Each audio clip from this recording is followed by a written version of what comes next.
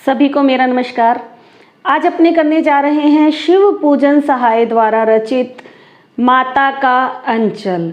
तो सबसे पहले लेखन की विधा क्या है? यह एक संस्मरण है। अपने लेखक ने इसमें अपने बचपन की यादों को याद किया है या अपने दोस्तों के साथ जो भी इन्होंने अपने पल बिताए, अपने पिता के साथ, अपनी माँ के साथ, विद्यालय में, इन सब बातों को इन्होंने इस पाठ में लिखा है। ग्रामीण परिवेश का इसमें विशेष रूप से चित्रण किया गया है। माँ का दुलार, पिता का प्यार, बचपन की शरारतें, ये सब इसके अंतर्गत बताया गया है। तो देखना ये है कि ये पाठ जो है ये लिया कहाँ से है। शिव पूजन सहाय जी का एक उपन्यास है देहाती दुनिया। देहाती दुनिया, तो ये माता का अंचल जो प्रसंग है ये इसी उपन्यास से लिया गया है। ये देहाती दुनिया उपन्यास, एक चीज विशेष ध्यान रखनी है कि ये शिव पूजन सहाय का पहला यानी कि पहला आंचलिक उपन्यास भी है। ये पहला आंचलिक उपन्यास, ध्यान रखना, यह पहला आंचलिक, सभी उपन्यासों में से पहला आंचलिक उपन्यास कौन सा है? देहाती दुनिया। तो देहाती दुनिया में से प्रश्न बन जाएगा कि माता का अंचल पाठ कहाँ से लिया गया है। ध्यान में रखना है, देहाती दुनिया से लिया गया है। अब चलेंगे कि इसमें क्या कुछ बताया गया है। देखें इसमें किसका चित्रण हुआ है। प्रश्न आ सकता है कि इस पाठ में किसका चित्रण हुआ है। तो सबसे पहले आपको बताना है कि ग्रामीण परिवेश का चित्रण हुआ है और बचपन के खेल बताए गए हैं। इसमें बच्चों की शरारतें और माँ का दुलार और पिता का प्यार, इन सब का चित्रण इस पाठ में किया गया है। ध्यान में रखना है, ठीक है। अब देखेंगे कि इसमें क्या कुछ बताया गया है। इसमें कुछ एक ग्रामीण अंचल के, एक होता है अंचल और एक होता है आंचल। अंचल अनुस्वार और अंचल, अंचल यानी कि आंचल, माँ का आंचल जो होता है उसके लिए अंचल शब्द प्रयुक्त किया है। अंचल का अर्थ होता है क्षेत्र। अंचल का अर्थ क्या होता है? क्षेत्र। तो इसमें ग्रामीण अंचल के कुछ एक पंक्तियां भी आई हैं, वो करने की इतनी कोई आवश्यकता नहीं होती है। अब देखेंगे अपने यहाँ पाठ की शुरुआत कहाँ से होती है। इनके बचपन का नाम क्या था, पिताजी इनको क्या कहकर बुलाते थे। तो देखें, शिव पूजन सहाय का बचपन का नाम क्या था? शिव पूजन सहाय का बचपन का नाम था तारकेश्वर नाथ। तारकेश्वर नाथ इनका बचपन का नाम था। इनके पिताजी शिव पूजन सहाय को प्यार से, अपने घर पे प्यार का नाम होता है ना, उसी तरह से पिताजी भी इनको प्यार से क्या कहकर बुलाते थे? तो पिताजी प्यार से कहकर बुलाते थे, प्यार से इन्हें भोलानाथ कहकर बुलाते थे। भोलानाथ कहकर बुलाते थे। ध्यान में रखना है कि इनके बचपन का नाम तो था तारकेश्वर नाथ, फिर इनके पिताजी इनको प्यार से क्या कहकर बुलाते थे? भोलानाथ। और इनका बाद में जो लेखन का नाम बना वो क्या था? शिव पूजन सहाय। अब देखना ये है कि भोलानाथ अपने इनके बचपन के बारे में ही पढ़ रहे हैं, तो मैं इसमें इनका नाम भोलानाथ ही कहकर पुकारूंगी, जो इनके पिताजी बुलाते होते थे। तो देखिए, भोलानाथ अपने पिताजी को क्या कहते थे? बाबूजी। और माँ को कहते थे मैया। माँ को क्या कहकर बुलाते थे?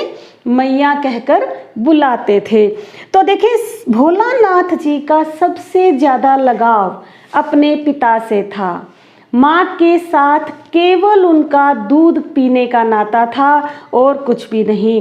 केवल उनसे खाना खाते थे और दूध पीते थे। पूरा दिन अपने पिता के साथ ही रहते थे और बाहर वाली बैठक में वो पिताजी के साथ ही सोते थे। सुबह पिताजी उसको अपने साथ ही उठाते, नहलाते, पूजा घर में भी अपने साथ बैठा कर रखते थे।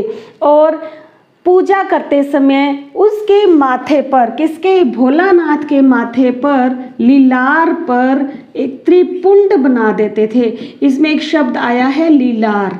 लीलार अर्थात माथा। माथे पर त्रिपुंड बना देते थे। त्रिपुंड अर्थात अर्धचंद्राकार रेखाएं, आड़ी रेखाएं होती है ना, अर्धचंद्राकार रेखाएं बना देते थे। और पास में ही आईना पड़ा था। वे धीरे से छुपकर पिताजी से उस आईने को अपनी शक्ल देखते और जैसे ही पिताजी का उसकी तरफ ध्यान होता और वो शर्मा जाते थे। अब देखें, इसके बाद पूजा करने के बाद पिताजी राम नामा बही में 1000 बार राम का नाम लिखते थे और फिर बही को बंद करके रख देते थे। उसके बाद आटे की छोटी छोटी गोलियां बनाते और गंगा जी में मछलियों को गोलियां खिलाते थे। किसकी? आटे की बनी हुई गोलियां। ये देखकर जैसे ही मछलियां आटे की गोलियां खाती थी तो भोलानाथ देख देख कर खूब प्रसन्न होते थे। ये तो था इनके सुबह सुबह का उठना, नहाना, पूजा करना। इसके बाद ये बच्चों के साथ किस तरह से कौन कौन से खेल खेलते थे, इसके बारे में अपने अभी चर्चा करेंगे। अब लेखक लिखते हैं कि जब वे छोटे थे तो अपने पिताजी के साथ कभी कभी कुश्ती भी लड़ते होते थे। तो हमारे घर में भी तो ऐसे ही होता है, छोटे बच्चों को जिताने के लिए बड़े क्या हैं, हार जाया करते हैं ताकि बच्चे खुश हों कि मेरे पिताजी मेरे से हार गए हैं। इसी तरह से भोलानाथ के पिताजी भी कुश्ती में इससे हार जाया करते थे। उसके बाद वे उतान पड़ जाते थे। उतान पड़ना मतलब पीठ के बल लेट जाना। पीठ के बल लेट जाना। पीठ के बल लेट जाते थे और भोलानाथ उनकी छाती पर चढ़कर उनकी लंबी लंबी मूंछों को खींचते होते थे। बच्चों के हाथ बड़े होते हैं भाई टाइट, वो ज़्यादा ज़ोर से पकड़ते हैं, तो उनके पिताजी हंसते हंसते अपनी मूंछों को छुड़ाते थे और कभी अपने गाल पे खट्टा और कभी मीठा चूमा मांगा करते थे। अब उसके बाद पिताजी जब खाना खिलाने बैठते थे तो मैया को कभी विश्वास नहीं होता था कि पिताजी ने पेट भर इसे खिलाया होगा या नहीं खिलाया होगा।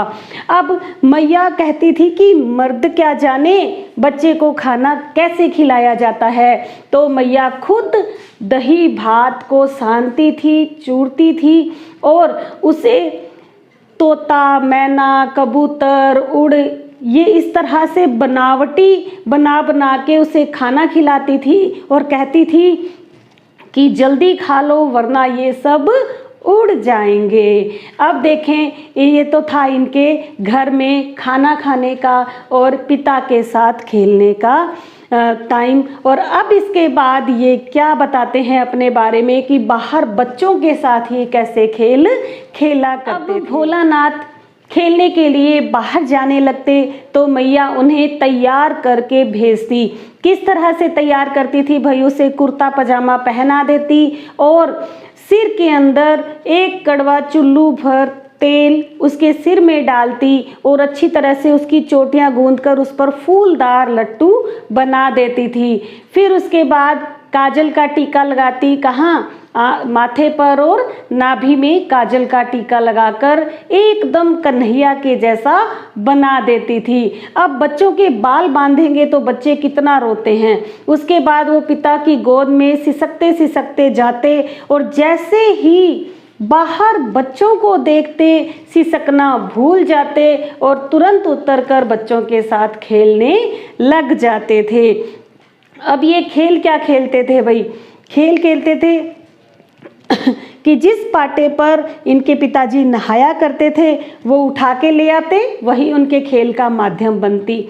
और सरकंडों का उस फट्टी पर क्या करते थे, जैसे ये पाटा है इस पर सरकंडों का एक खंबे टाइप बना लेते, उसके ऊपर सरकंडों का ही शामियाना इस तरह से ये क्या बना देते थे, एक दुकान बना लेते थे। क्या बना लेते थे? दुकान बना लेते थे। और वो दुकान किसकी होती थी? मिठाई की दुकान होती थी भाई, मिठाई की दुकान होती थी।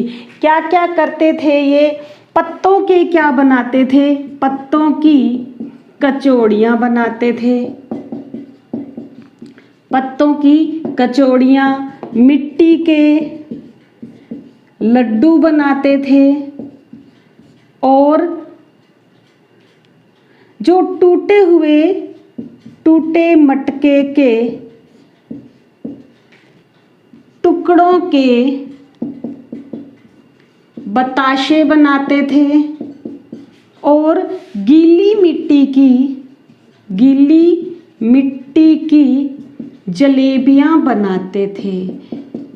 अपन भी तो ऐसे ही करते थे जब छोटे थे, तरह तरह के खेल खेला करते थे, गुड्डे गुड़िया का ब्याह रचाया करते थे।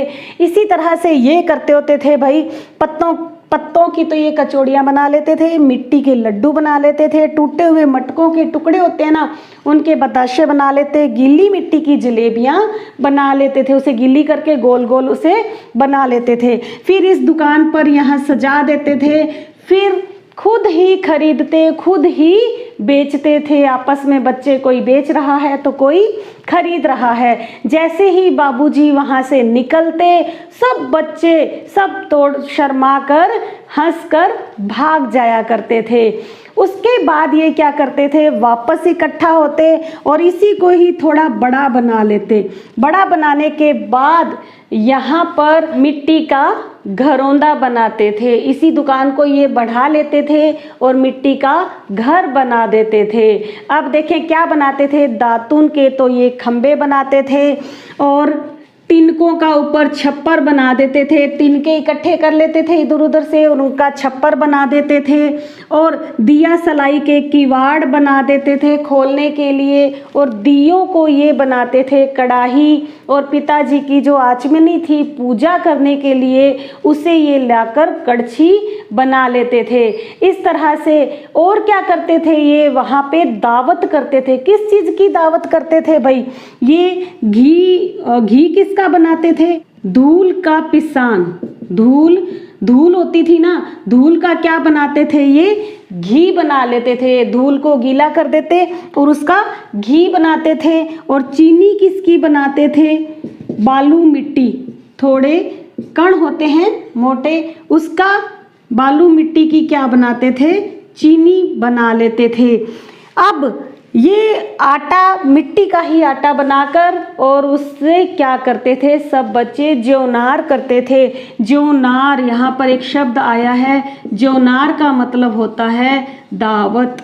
सभी बच्चे जैसे ही पंक्ति में जीमने के लिए बैठते थे और बाबूजी वहाँ से गुजरते तो सब बच्चे सब कुछ छोड़ छाड़ कर भाग जाया करते थे। अब देखें आगे ये कौन कौन से खेल खेलते। कभी सब बच्चे मिलकर बारात का जुलूस भी निकालते थे भाई। क्या करते थे? कनस्तर होता है ना, घर पे पीपा होता है, पीपे का क्या बनाते थे? तंबूरा बनाते थे। पीपे का क्या बनाते थे? तंबूरा। और आम का उगता हुआ पौधा, उसको तोड़कर लाते और उसकी क्या बनाते थे? शहनाई बनाते थे। अमोला यानी कि आम का उगता हुआ पौधा, अमोले की क्या बनाते थे? शहनाई बनाते थे। और पालकी किसकी बनाते थे भाई? पालकी बनाते थे चूहेदानी की। चूहेदानी की क्या, टूटी हुई चूहेदानी घर पे पड़ी होगी, उसको उठा लाते थे और उसकी क्या बनाते थे? पालकी बनाते थे। अब पालकी को चूहेदानी को ऊपर से ढक देते थे तो वो बंद हो जाती थी। अब खुद भोलानाथ समधी बनकर बकरे पर बैठ जाते और एक चबूतरे, एक तरफ से चबूतरे के एक कोने से दूसरे कोने में जाते, वहाँ से पालकी के अंदर कुछ रखते, उसे दुल्हन बनाकर और उसे उठाकर ले आते थे। अब जैसे ही बाबूजी वहाँ पहुँचते और देखते कि देखे तो सही दुल्हन कैसी है, जैसे ही उस पालकी पर से कपड़ा हटाते सब बच्चे वहाँ से हंसकर भाग जाया करते थे। अब देखें आगे ये और क्या खेल खेला करते थे। मैं आपको इसलिए इन सभी खेलों के बारे में बता रही हूँ जो ये बचपन में खेला करते थे, इनसे प्रश्न बनेंगे, इसीलिए मैं इनके हर एक खेल के बारे में आपको बता रही हूँ। इसमें प्रश्न बनेंगे कि भोलानाथ और उनके दोस्त क्या क्या खेल खेला करते थे, ये प्रश्न बन सकता है। और ये प्रश्न भी बन सकता है कि हमारे बचपन के खेल और भोलानाथ के खेल भिन्न किस प्रकार से भिन्न थे। हम जो बचपन में खेल खेला करते थे और उस समय भोलानाथ जो खेला करते थे वो किस प्रकार से भिन्न हैं। और भी प्रश्न बन सकता है कि जो खेल भोलानाथ खेला करते थे और आज वर्तमान के खेलों से यह किस प्रकार से भिन्न है। बहुत अंतर है भाई। पहले के खेल जो थे बच्चों में मानसिक तनाव तो आने ही नहीं देते थे, हमेशा स्फूर्ति रहती थी। क्यों? क्योंकि वे भाग दौड़ कर खेला करते थे, शरीर के अंदर तरोताज़ा हमेशा ये महसूस किया करते थे पहले के खेलों से। इससे क्या होता था कि भागते थे तो व्यायाम अपने आप ही हो जाया करता था। आज के खेल कैसे हैं? मोबाइलों पर बैठे बैठे दिन भर बच्चे, यहाँ तक कि छोटे बच्चे जो हैं वो खाना भी नहीं खाते हैं बिना मोबाइल को देखे हुए। अब देखेंगे भोलानाथ और कौन कौन से खेल खेला करते थे। अब देखें थोड़ी देर बाद ही बच्चों की मंडली फिर से इकट्ठी हो जाती और फसल उगाते थे। वे सब क्या करते थे? अब इनका ये था कि अपने सब मिलकर क्या उगाएंगे? फसल उगाएंगे। तो मिट्टी के ढेलों को ही ये बीज बनाते थे और पानी डालकर मिट्टी पर उसको अच्छी तरह से बड़े जतन से उसे बो दिया करते थे। अब फसल जो थी थोड़ी देर में ही तैयार हो जाया करती थी और वे फसल को काट भी लिया करते थे। ये सब एक अनुमान और कल्पना बच्चों के खेल हुआ करते थे जिसे वे खेला करते थे। अब जैसे ही बाबूजी आते, आकर पूछते कि अरे भोलानाथ कैसी हुई अब की बार की फसल तुम्हारी, और सब बच्चे हंसकर भाग जाया करते थे। एक बार क्या हुआ, बादल बहुत ज़्यादा गरजने लग गए, मूसलाधार बारिश हुई, बिजली चमक रही थी, आसमान में बादल गरज रहे थे और सब बच्चे एक दूसरे से या पेड़ों से इस तरह से चिपक गए थे जैसे कुत्ते के कान में अंठई चिपक जाती है। कुत्ते के कान में अंठई चिपकना, अंठई एक कीड़ा होता है जो कुत्ते के कान में पूरी तरह से चिपक जाता है, उतरता नहीं है। उसी तरह से ये बच्चे भी पेड़ों के साथ चिपक कर खड़े हो गए थे। अब बारिश तो थम गई थी, लेकिन जमीन जब नीचे पानी जाता है जमीन में तो गर्मी बाहर निकलती है, उसकी वजह से अंदर जो जानवर होते हैं बिलों में छुपे हुए वे बाहर आ जाते हैं। अब हुआ क्या, जमीन में से बिच्छू बाहर आए। जैसे ही बच्चों ने बिच्छू को देखा वे एक दूसरे को छोड़ छाड़ कर भागने लगे और इतने में ही क्या हुआ, रास्ते में मूसन तिवारी मिल गए। मूसन तिवारी गांव का एक आदमी था, भाई बूढ़ा था और इनको सूझता थोड़ा कम था इनको थोड़ा कम सूझता था। अब हुआ क्या कि बैजू जो था वो भोलानाथ का दोस्त था। बैजू ने मूसन तिवारी को खूब चिढ़ाया, इनको सूझता कम था इस वजह से खूब चिढ़ाया। लेकिन जैसे ही मूसन तिवारी को पता चला इन्होंने बच्चों को खूब खदेड़ा। बैजू और भोलानाथ दौड़े घर की तरफ और मूसन तिवारी कहाँ मानने वाले थे। मूसन तिवारी पहुँच गए इनकी पाठशाला में। जैसे ही अध्यापक से जाकर उन्होंने शिकायत की तो गिरफ्तारी वारंट निकल गया भाई। किसके खिलाफ? बैजू और भोलानाथ के खिलाफ। 4 बच्चों की फौज जो है उनके घर की तरफ रवाना कर दी गई। अब किसी को पकड़ के लाना हो तो बच्चे कितने शौक से पकड़ कर लाएंगे भाई, उसे पकड़ कर लाना है। अब ये पहुंचे वहाँ पे चारों बच्चे। जैसे ही बैजू ने देखा वो तो 9 2 11 हो गया और भोलानाथ को चारों बच्चे पकड़कर पाठशाला ले आए। अब ये तो खूब रोने लगे। अध्यापक ने इनकी खूब डांट लगाई, खूब क्लास लगाई। जैसे ही पिताजी को पता चला, वे दौड़े दौड़े पाठशाला पहुँचे और अध्यापक से चिरौरी अर्थात विनती करके उसे गोद में उठा लिया और वापस ले आए। गोद में उठाने के बाद उन्होंने अपने पिताजी का कंधा आंसुओं से तर कर दिया था। वे बहुत ज़्यादा सिसक रहे थे, लेकिन जैसे ही घर के बाहर पहुँचे, बच्चे खेल रहे थे तो वे अपना सिसकना भूलकर बच्चों के साथ खेलने में मस्त हो गए थे। यहाँ भी एक प्रश्न बन सकता है कि भोलानाथ अपना सिसकना भूलकर बच्चों के साथ क्यों खेलने लग गए थे? तो ध्यान में रखना है कि बच्चा जो है वो बच्चों को देखकर ही खुश रहता है। बच्चा अगर रो भी रहा हो तो दूसरे बच्चे को देखकर वो चुप हो जाया करता है।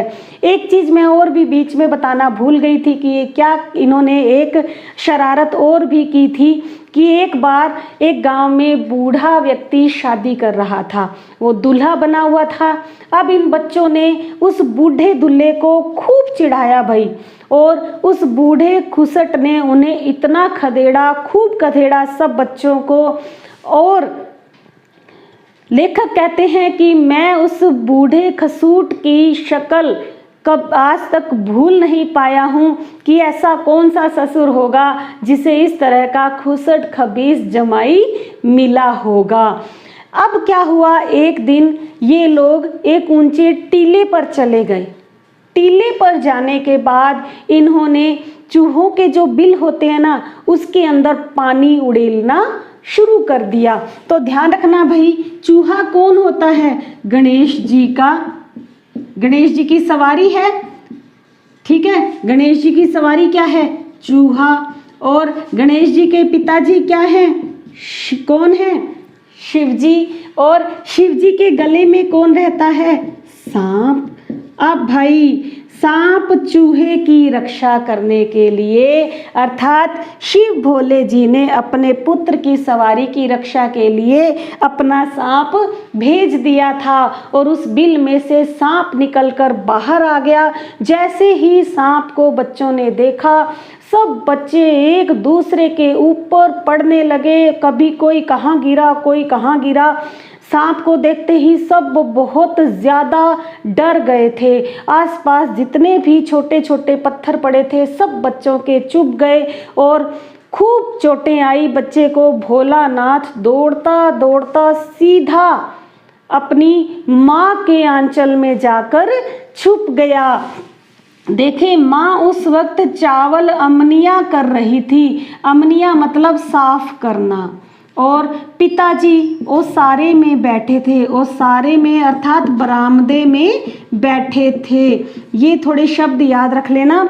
अब माँ चावल साफ कर रही थी तो माँ ने तो चावल उधर पटके और अपने बच्चे को जैसे ही देखा उसे अपनी आंचल की छांव में छुपा लिया और बहुत ज़्यादा डर गई थी। बार बार अपने बच्चे से पूछ रही थी कि क्या हुआ, मेरे बच्चे को क्या हुआ।